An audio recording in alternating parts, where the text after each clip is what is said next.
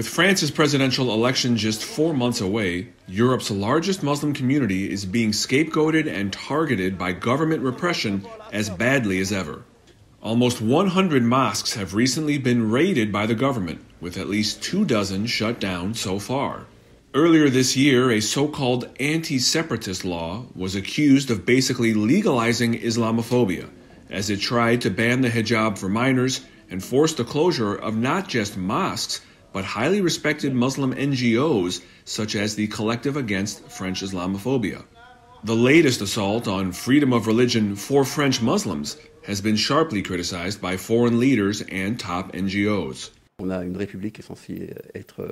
France is a republic which claims to be very attached to the idea that the state must be neutral towards all religions.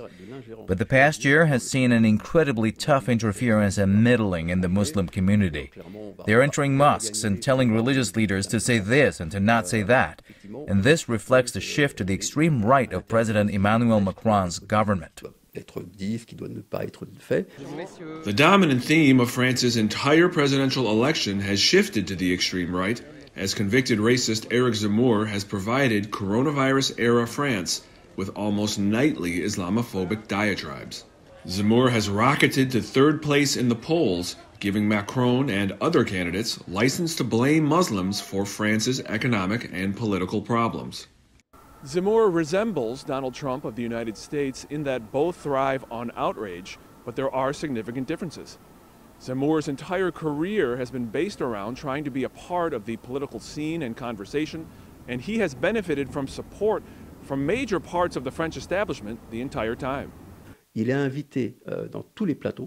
Zemmour is invited onto all the television news programs, even though he's a political pyromaniac who's trying to rehabilitate the era of Vichy France, when France collaborated with the German Nazis. He's very dangerous for all of France, and not just France's Muslims, because he's appealing to those who sympathize with the era of French colonial barbarism. Ever since the Great Recession began, France's political and media elite have stigmatized Muslims to a degree which has gutted the nation's claim to be a global leader in freedom of religion, thought, and speech.